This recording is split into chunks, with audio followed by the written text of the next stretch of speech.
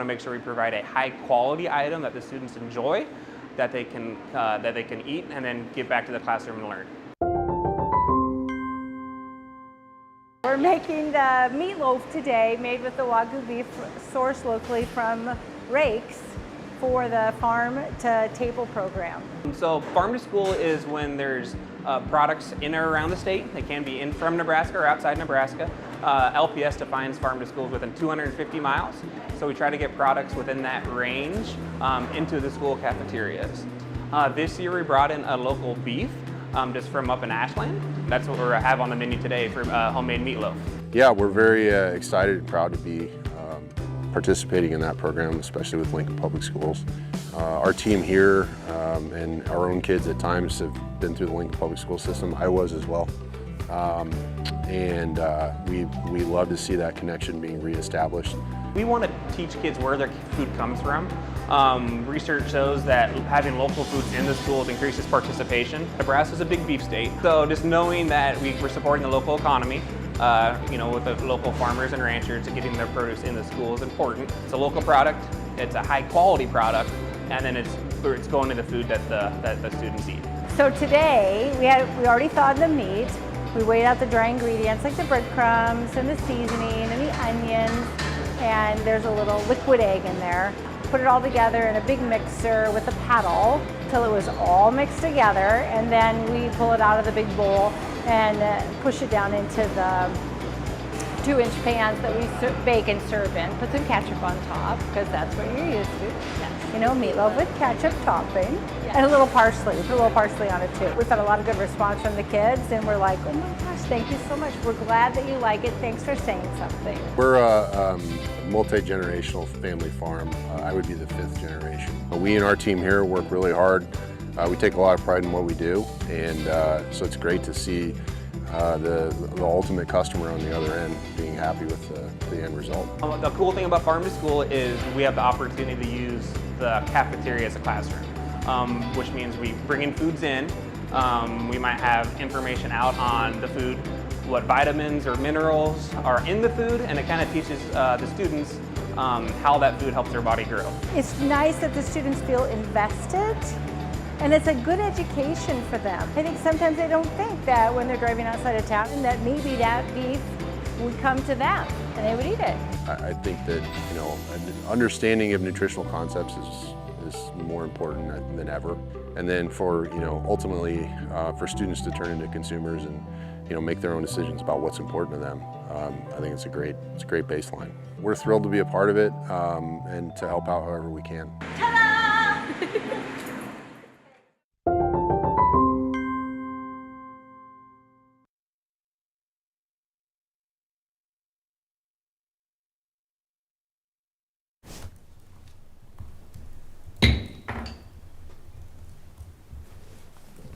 I call to order this meeting of the Lincoln Board of Education for Tuesday, October 24th, 2023.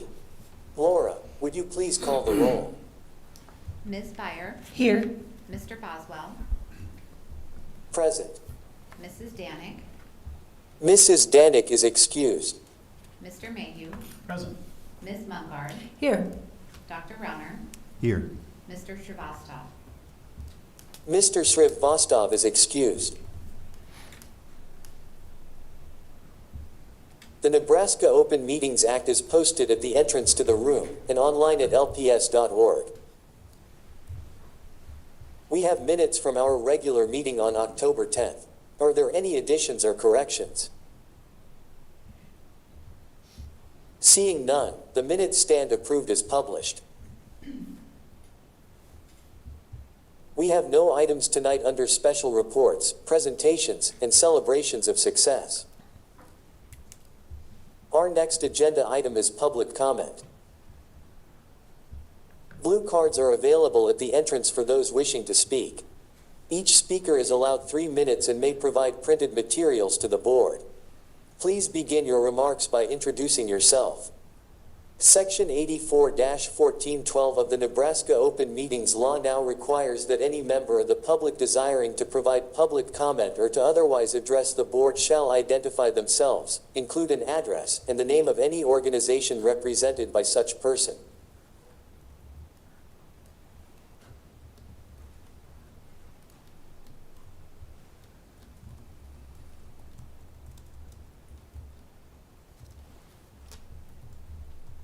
first speaker is Kat Yeoman.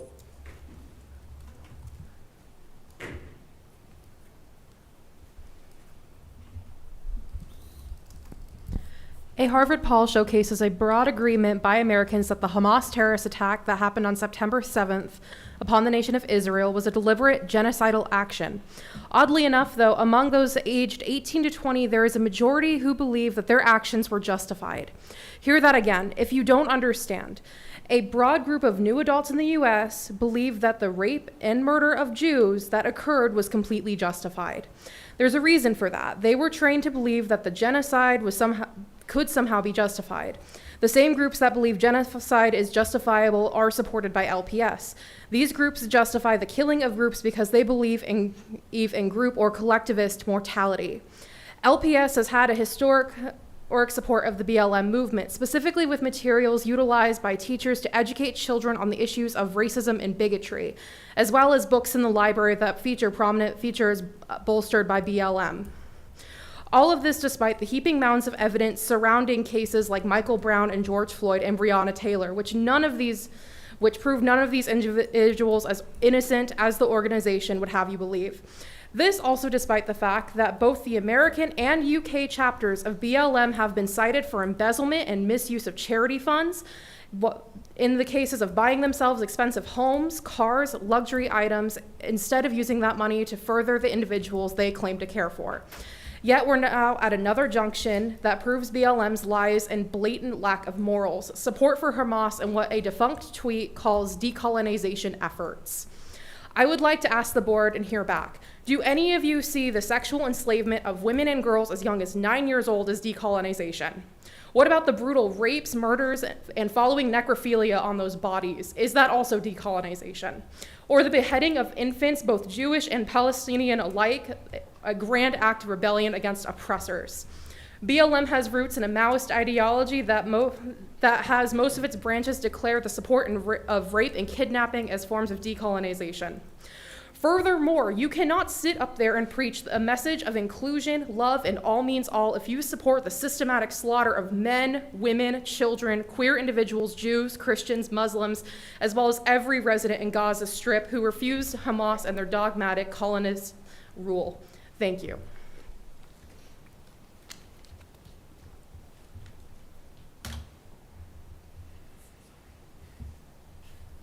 Our next speaker is Alexander Stevens.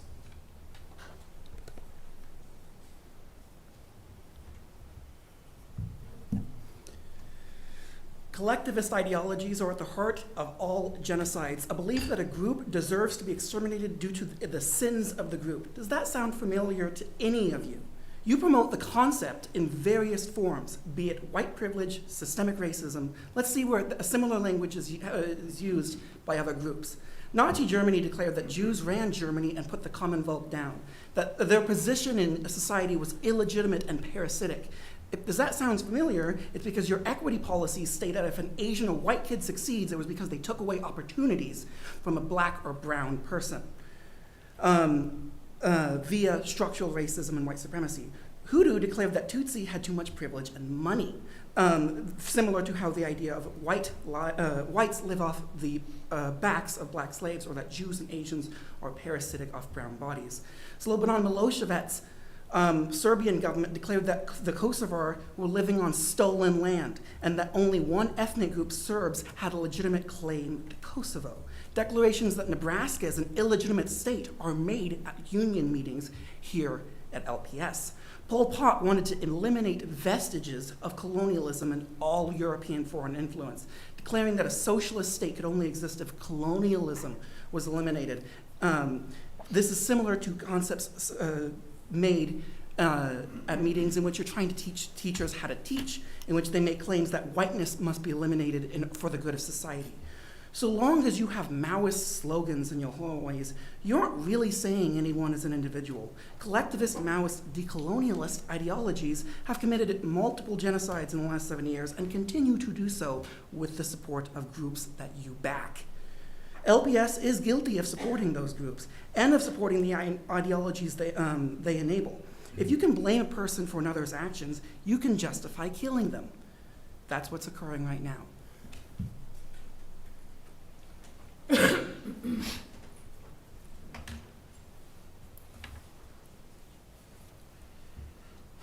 Our next agenda item is the consent agenda. Is there a motion for approval? Mr. Mayhew, I move approval. is there a second? Ms. Byer, I so move. Second.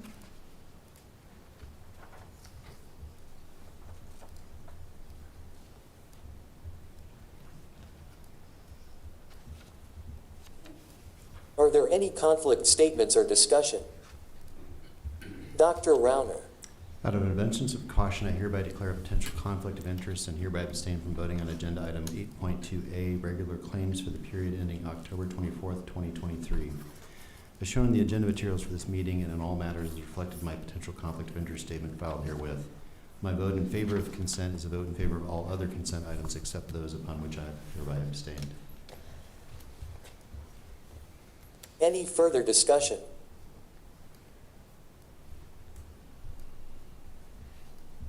Laura, would you please call the roll? Ms. Byer, Yes. Mr. Mayhew, Yes. Ms. Mumgarde, Yes. Dr. Rauner, Yes. Mr. Boswell. Yes.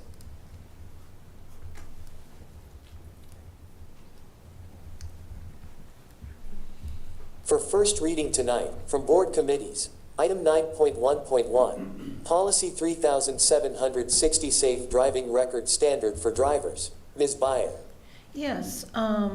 I'm going to ask Dr. Standish to come up and explain this particular changes in policy 3760.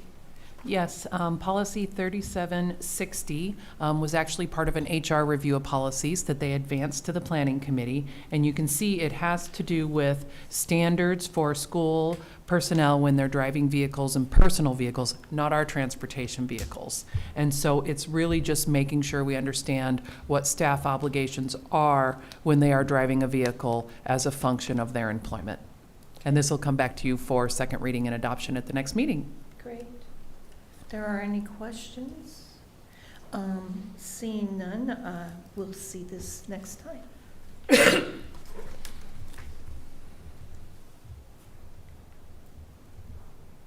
for second reading tonight, from board committees, item 10.1.1, newly annexed property to the city of Lincoln. Is there a motion for approval? Ms. Byer, Yes, I move approval of 10.1.1, newly annexed property to the city of Lincoln, and this concerns the Robinson attendance area. is there a second? Ms. Mumgarde, I'll second that.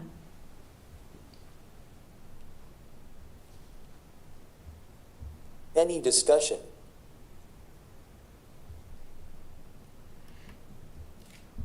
Seeing none, Laura, would you please call the roll? Mr. Mayhew, Yes. Ms. Mumgarde, Yes. Dr. Rauner, Yes. Ms. Byer, Yes. Mr. Boswell. Yes.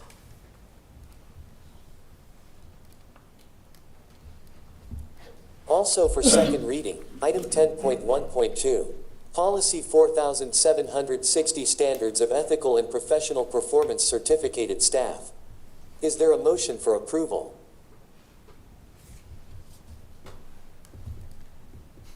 Mr. Mayhew, I move approval. is there a second? Ms. Mumgarde, I'll second it. any discussion? Seeing none, Laura, would you please call the roll? Ms. Mumgarde, Yes. Dr. Rauner, Yes.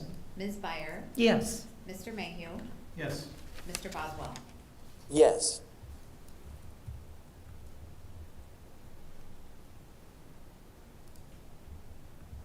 That brings us to informational items and reports. Are there any reports from board committees?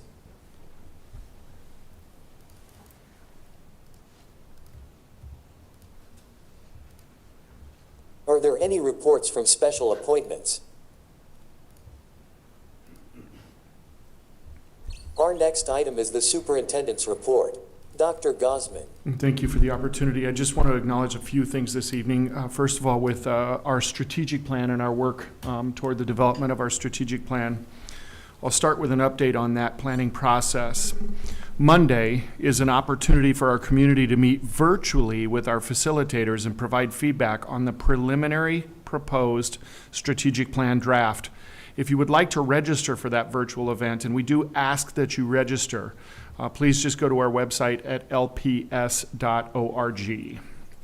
On our website, you can review the plan even in advance of that virtual meeting. You can register for the session, and you can provide your feedback as well through a survey. We will continue to meet with small groups to gather feedback as well. If you're interested, anybody in our community, in having our staff members present to your group, please contact my office and we will get that scheduled. I'd like to make a note. I think last meeting, if I recall, I spent a fair amount of time talking about the arts. So today it's going to be athletics. As we wrap up October, there are state competitions being held in multiple sports, and our student athletes and coaches are representing us very well in competition. We had 25 girls and 29 boys from LPS qualify for state cross country. There were 16 students who qualified for state girls golf. All LPS teams competed in boys state tennis with 17 different students earning medals. And East and Southwest girls played in the state softball tournament. I want to say congratulations to East High School for bringing home the gold in several state contests, such as East girls cross country team has won the state title for the 6th year in a row under Coach Brian Kaburik. East girls golf also brought home the gold, winning the state tournament, and East boys tennis was really dominant this year, and they dominated the competition at state to win the team championship and also won first place in 4 different events. Lincoln Southwest High School's Eden Larson won the girls state golf tournament, and I'd just like to say that we want to congratulate all of those athletes who have done so many great things. And coming up in sports, we have 3 teams that have not yet played but qualified for state football. That'd be Lincoln East, Lincoln Southeast, and Lincoln North Star. And tonight we have 7 teams playing in district volleyball tournaments. And of course, we wish them all the best of luck. Then I would like to just acknowledge, finally, as we finish out October, that this is a time we could recognize some amazing building leaders. This is National Principals Month, and our school principals are absolutely amazing individuals who answered the call to take on these leadership positions. They are very challenging positions. Our principals work countless hours serving our students, our families, our staff, and our community members. Their passion for education and their genuine care for each student shines through in all that they do.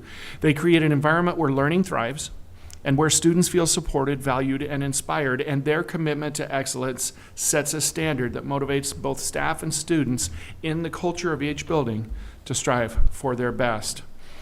Our principals' ability to handle challenges with grace and their skill in finding innovative solutions are qualities that truly set them apart. I want to say thank you especially to our principals, and your impact on the school community is immeasurable, and we are very fortunate to have you on our team. We thank you very much. And with that, I close my report.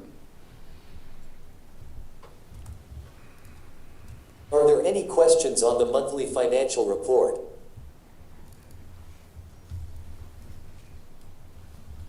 That brings us to announcements of upcoming events for the board.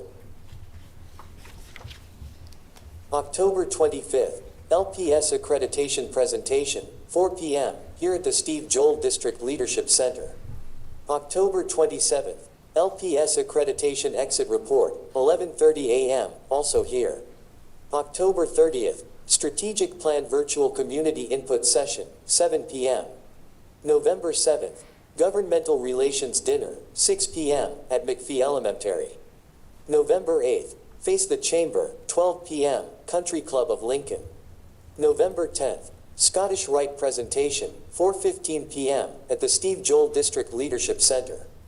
November 14th, our next board meeting, 6 p.m., right here at the Steve Joel District Leadership Center. I have a request for a closed session for items 1 and 7. Is there a motion to go into closed session? Dr. Rauner. Motion to go in closed session. For items number 1, negotiations, number 7, legal advice. Is there a second? Ms. Byer, I second that. any discussion? Seeing none, Laura, would you please call the roll? Dr. Rauner, Yes. Ms. Mumgarde, Yes. Mr. Mayhew, Yes. Ms. Byer, Yes. Mr. Boswell. Yes. The board is in recess for the closed session.